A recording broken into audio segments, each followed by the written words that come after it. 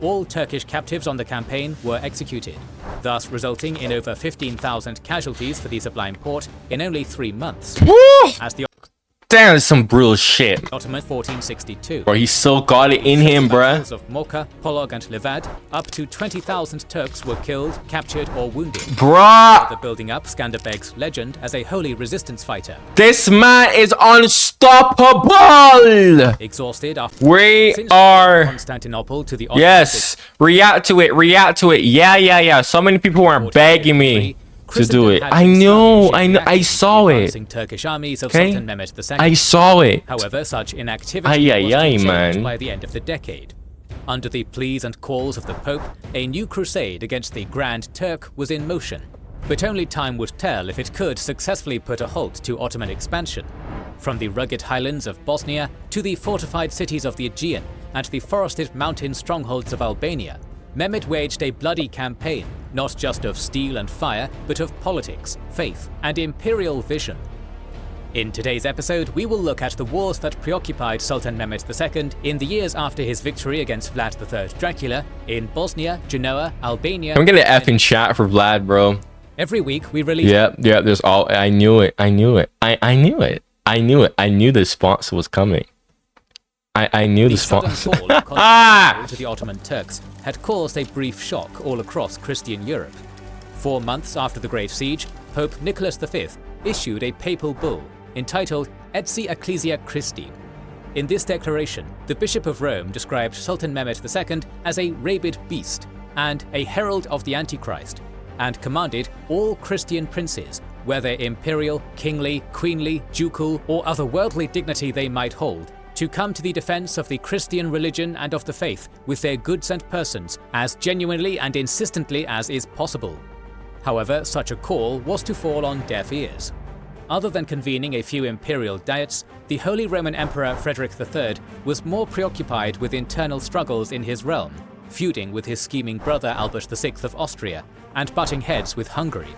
Meanwhile, other major Catholic nations, particularly those in Iberia, were too preoccupied with the Reconquista against the Muslim nations in what is now Spain to provide any substantial assistance. At the same time, a war-weary England and France had only recently concluded the 100 Years' War in 1453, and the former was sucked into the bloody Wars of the Roses. It appeared that Europe was too preoccupied with internal matters to engage effectively against the Ottoman Turks. No wonder why. I always used to wonder, like, why the hell did no one not really have a big reaction to the fall of Constantinople? Wow.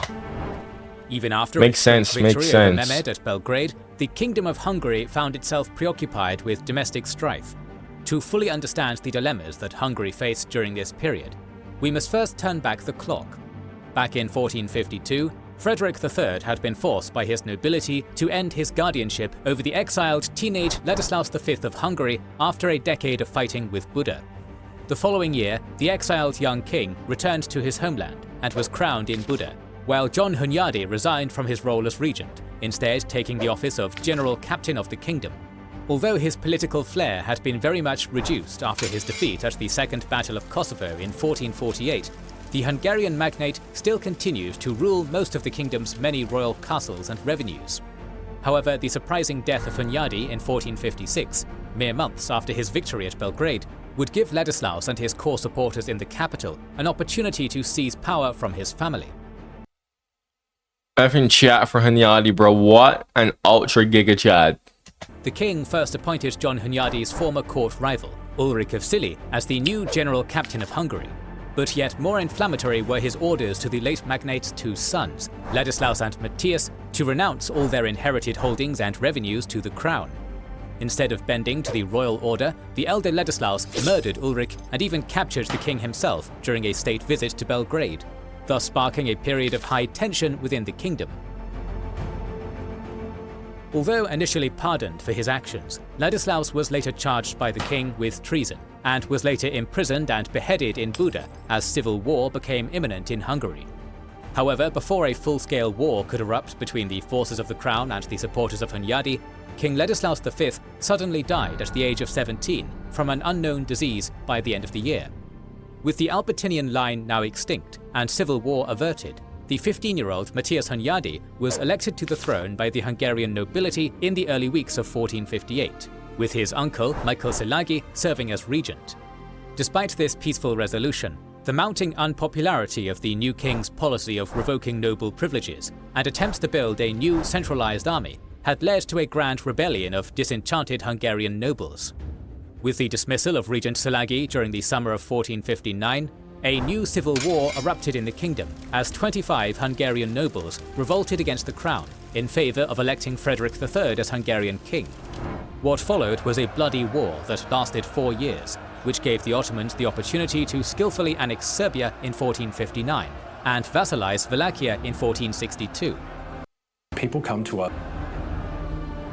With Hungary in turmoil and Vlad III defeated, Mehmed II turned his sights to the Aegean, in particular the Genoese island of Lesbos. Since 1453, the Sultan had waged wars of aggression against the various Genoese colonies in the Aegean and Black Seas to strengthen his hold over both regions. In 1454, the Genoese holdings in the Crimean Peninsula were raided, and its regional capital, Kaffa, was besieged unsuccessfully, in partnership with the Crimean Khan Hadja I Giray. In 1456, the Aegean islands of Imbros, Samothrake, Lemnos, Tenedos and Thassos were captured, alongside the mainland settlement of Aenos. Lastly, in 1460, the Black Sea port town of Amasra surrendered to Mehmed's navy during a 2-day siege. Only the last holding of the Genoese Gattilusio family of Lesbos stood in between the Sultan and his desire to control the mouth of the Dardanelles Strait.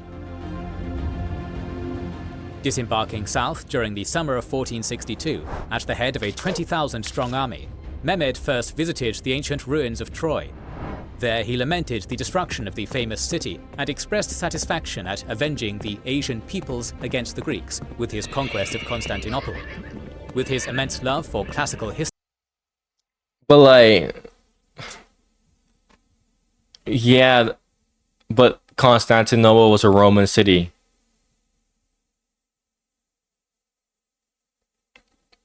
Yes, I know. Okay, I've done enough reactions at this point, and B, even before I do these reactions, I knew that the Eastern Roman Empire was Greek as shit. But like, Constantinople was a Roman city.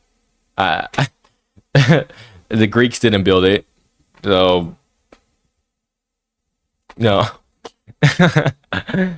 I mean, yeah, it got hella nice, but like that no Constantinople, no. That makes no sense. That genuinely does not make any sense. What? the Ottoman monarch formed a new narrative, in which his empire became the spiritual successor to the ancient Trojan kingdom of Priam, Hector, and Paris. Bro, what am I hearing? Wait, so... Oh my God. Okay, so first it's, we're the successors to the Roman Empire. I'm the new Caesar now. Now it's fucking... We're the successor to this Trojan Empire that I don't even know about, to be honest. Somebody go tell me more details about this empire and why it's so significant to why he's visiting the ruins, because I've never heard of this empire before. Oh my gosh, bro, you see this? I mean, you see this? I mean, so many people just go and just want to invent narratives left, right, and center. It's stupid, man. It's so stupid. After touring Troy and after many months of preparation, although that Mehmed launched Troy his sounds military familiar, campaign to take Lesbos in early fall of 1462. Crossing with his fleet of 100 ships, he personally led an Ottoman army to Mytilene, the capital of the island, and put it under siege. For over 2 weeks, Turkish forces bombarded the city's fortifications, and despite some initial resistance, the defenders were outgunned and outnumbered, and so surrendered. With the Gattilusio family first captured and later executed, the island of Lesbos was annexed, thus eliminating the last Christian foothold close to the Ottoman capital. A year after his victorious campaign in Lesbos, Mehmed II now turned his gaze to the Balkans, in particular the Kingdom of Bosnia. Since the 14th century, Bosnia had been nominally under the authority of Hungary as a Banat territory. However, over time, it had gradually grown more autonomous from Buda. The turning point came with Ban Tvrtko I, a resourceful politician and military leader who, after many years of intrigues against the Hungarians and taking advantage of the collapse of the Serbian Empire, crowned himself as King of Bosnia and Serbia in 1377. He was to be the first ruler of an independent Bosnian state, a culturally and religiously diverse state that included Roman Catholics, Eastern Orthodox Christians, and members of the indigenous Bosnian Church, a sect considered heretical by both Rome and Constantinople. Tvrtko's long reign was to be marked by territorial expansion, diplomatic skill, and military success as he expanded his kingdom's borders to include not only Bosnia, but also parts of Herzegovina, Dalmatia, parts of Serbia, and even some coastal territories along the Adriatic Sea. Regardless, the death of Tvrtko saw Bosnia's fortunes reverse for the worse. Between the 1390s and the 1450s, Turkish raiders periodically plundered the kingdom as the central authority in the realm began to fracture due to noble rivalries, a fragmented religious landscape, and political instability.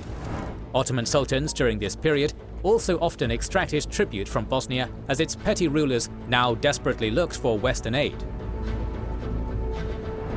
By 1461, King Stefan II Tomaszewicz had ascended to the Bosnian throne, and with promised military support from Hungary and the papacy, chose to sever diplomatic ties with Constantinople by refusing to pay his annual tribute to the Sultan.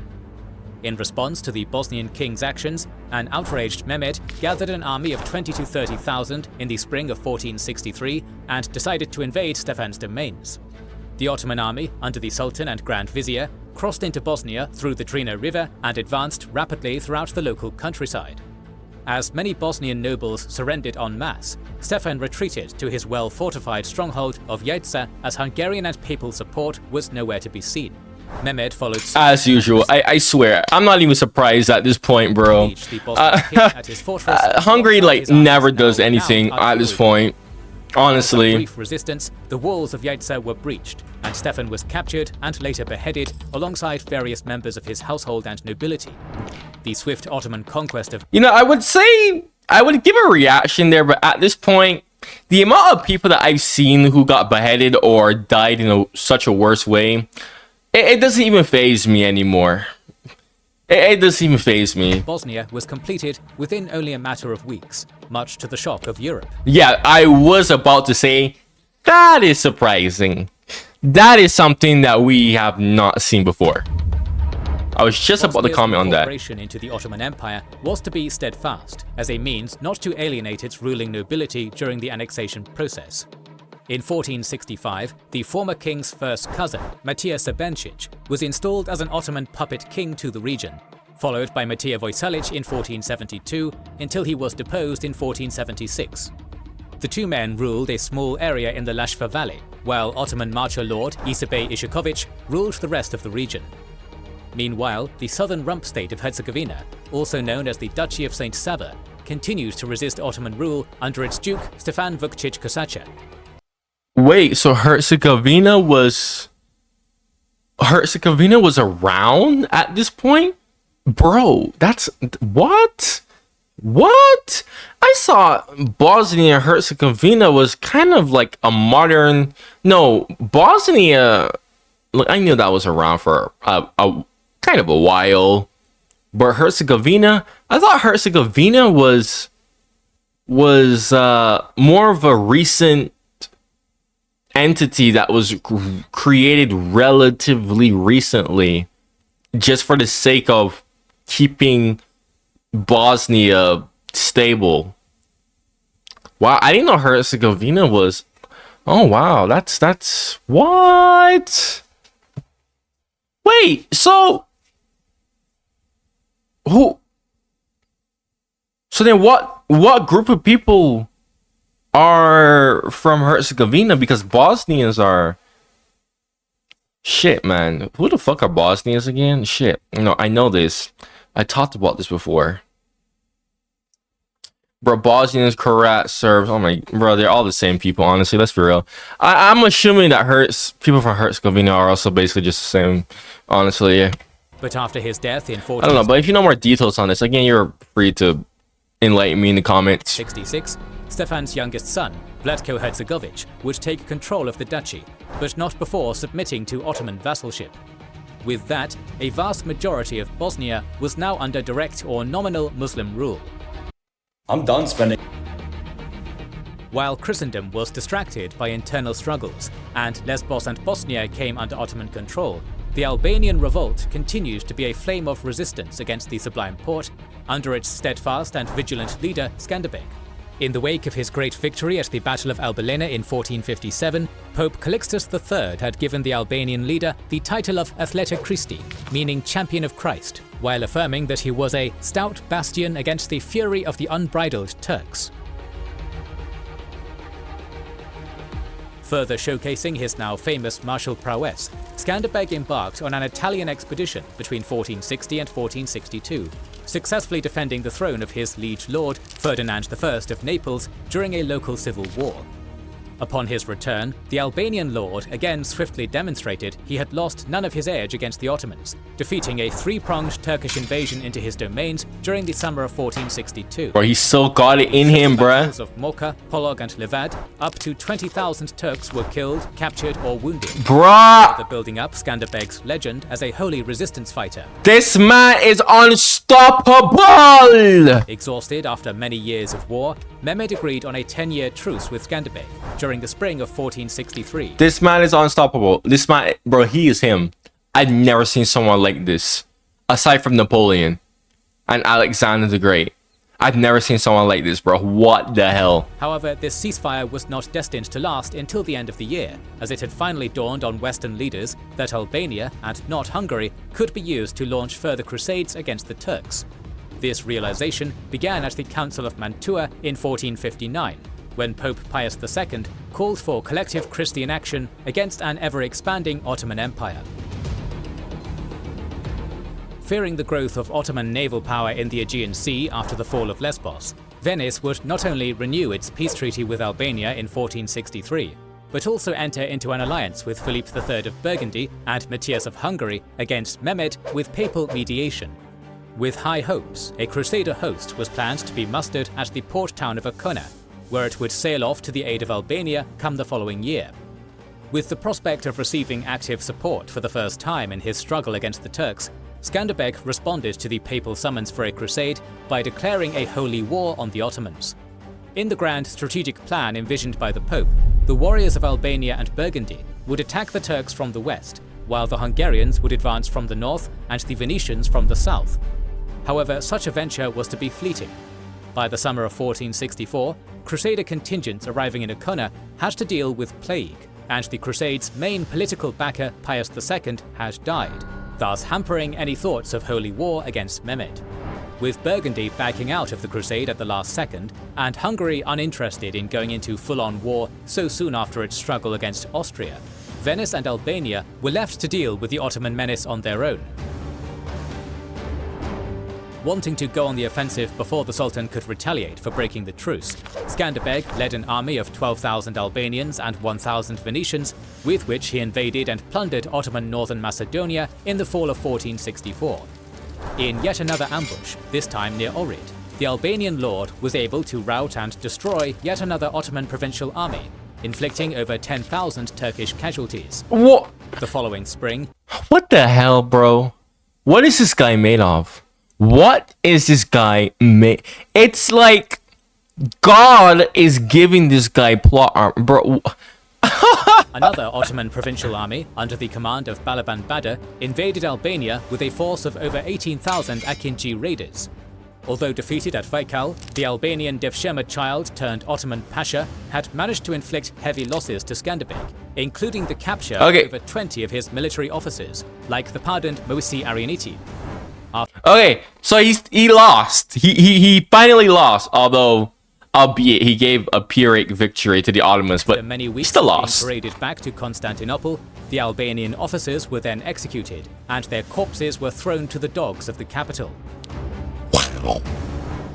In the summer of 1464, did I hear that correctly? To Skanderbeg, including the capture of over 20 of his military officers, like the pardoned Moisi. Oh shit, I think I heard that. Oh wait, I thought Skanderbeg captured his. Wait. Raiders. Although defeated at Baikal, the Albanian Devshirme child turned Ottoman Pasha had managed to inflict heavy losses to Skanderbeg, including the capture of over 20 of his military officers, like the pardoned Moisi Arianiti. After many weeks of being paraded back to Constantinople, the Albanian officers were then executed, and their corpses were thrown to the dogs of the capital. Oh, okay. Oh, shit. Ay, man. In the summer of 1465, two more Ottoman provincial armies invaded Albania in a two-pronged assault, led again by Balaban Bada and Shekup Pasha. In the first battle of the campaign at Michad, Balaban was able to surround and heavily injure Skanderbeg, but not before an Albanian cavalry charge routed his army. The two men would meet again a few months later Skanderbeg, which saw the repeat of the first battle, a Pyrrhic Albanian victory. A few days later at Kashari, Skanderbeg would again ambush another Ottoman army and capture and kill its commander, Jakub Pasha. Well, so much for him. For the execution of the Albanian officers the previous year, all Turkish captives on the campaign were executed, thus resulting in over 15,000 casualties for the Sublime Porte in only 3 months. As the Damn, that's some brutal shit. Ottomans were dealt defeat once more in the forested mountains of Albania, their forces in Greece had to deal with the forces of the Doge. Oh, Venice. Although Turkish troops were unexpectedly able to capture the fortress town of Argos in 1463, a Venetian counterattack later that year saw forces under Alvise Loredan retake the town and start advancing into Ottoman territory in the Morea. The ruins of the Hexamilian Wall across the Isthmus of Corinth were reoccupied and rebuilt, while the Acrocorinth fortress was put under siege. However, with limited men and resources, this Christian expedition was to meet an abrupt end, as a surprise Turkish sally-out operation from the fortress town would rout the Venetians back to the Hexamilion. With the arrival of Grand Vizier Mahmud Pasha later that year, Ottoman forces would again retake Argos and put their efforts into raiding the remaining Venetian possessions in the Morea. Although his armies That was were so victorious redundant, on but land, okay. Mehmed II was more focused on his naval capabilities, as he was quoted saying, "Venice is a serpent in the sea, beautiful from afar, but dangerous when near." As a result of this concern, What a he ordered quote. the construction of the What a quote. fortresses of Kilidulbar and Sultania at the mouth of the Dardanelles Strait to safeguard his capital from the superior naval forces of the Doge. The Sultan also ordered the construction of a new naval yard in Constantinople, dubbed the Kadirga Limani, to increase naval strength at sea. Nevertheless, news from Bosnia would call forth Mehmed's attention later that year, as King Matthias invaded the region with his newly established Black Army. Although not fully committed to a full-on war with Constantinople, the Hungarian king took advantage of Turkish preoccupation in the Morea and the Aegean to secure his southern borders in Bosnia. The fortress of Yeica fell after a 3-month siege in the winter of 1463, and its garrison under Yusuf Bey defected to the king's army. This sudden foreign threat prompted the Sultan to march on Bosnia again the following year, with an army of 20,000 troops. By the summer, Mehmed's host had reached Yeica in full force. But in spite of besieging the fortress for over a month, the vigilant Hungarian defense held out and inflicted heavy Turkish casualties. Hearing the news of the Black Army crossing the Sava River, led by their king, the Ottoman Sultan decided not to risk an open battle and retreated to friendly territory, but not without restoring Muslim rule in the region once more. The winter of 1464 to 1465 was to be the lowest point in Mehmed II's reign. The Sultan spent the winter in his imperial palace, forging new war plans for the coming spring. However, to his consternation, his household troops were long exhausted after years of hard military campaigning and long marches in the Balkans and Anatolia. Consequently, they were on the brink of rebellion. The Sultan himself had also been in poor physical condition after his Bosnian campaign, growing so ill that for the first time in his reign, he spent over a year in Constantinople. The illness itself was most likely gout, or inflammation of the joints, a condition that would flare up during the harsh conditions of his military campaigns. As a result of his army's fatigue and his health... So, arthritis? Oh, fuck. Bro, that shit is not a joke, bro. If any of you have hurt your joints or have had joint pain, that shit is no joke, bro. I've had joint pain before. Oh my, that is one of the worst pains I've ever had. Health condition Mehmed set aside the year 1465 as a rest period, during which he demobilized many of his provincial and household troops. Shit. Instead of engaging in war, I can't the Sultan even blame now him. devoted his time to the development of his capital city and to discussing philosophy and history with the European intellectuals of his court. Bro, that's how bad that shit is, my man. However, while Sultan Mehmed II was resting and recharging in Nova Roma, the wars in the Balkans and the Aegean still raged on, and new threats in Anatolia emerged to rear their ugly head. In the next episode in our series on Ottoman history, we will look at Mehmed's siege on Kruya and his wars against Venice, the Karamanids, and the newly emerging power of the Akkoyunlu. We will cover those wars as this series continues, so make sure you are subscribed and have pressed the bell button to see them. Nothing too insane this episode. The Albanians were showing up as usual. But yeah, pretty good episode.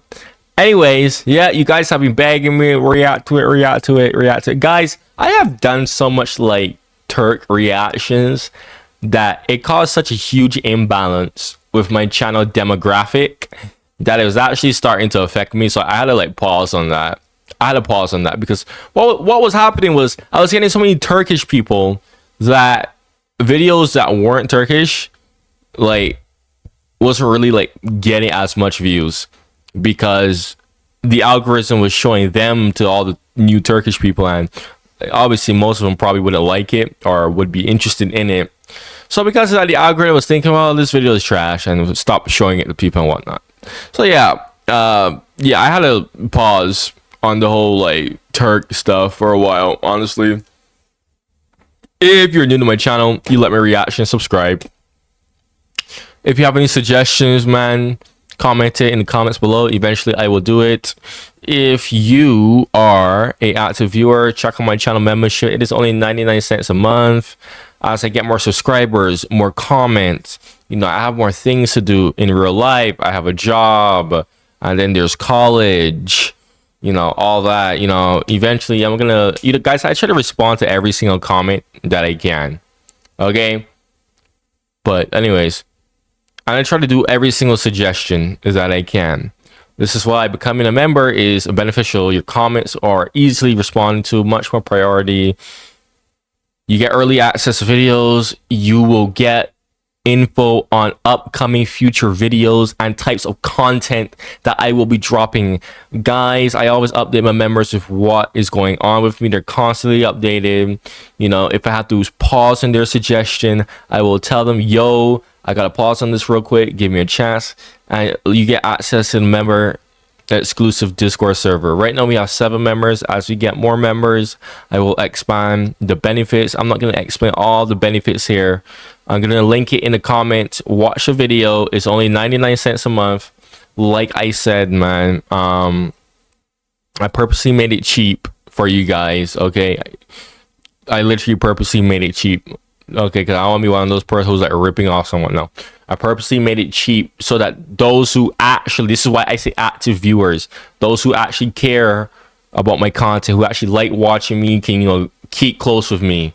Okay, let me benefit something. You help me out a bit. You know, you get privileges. Okay. Anyways, yeah, man.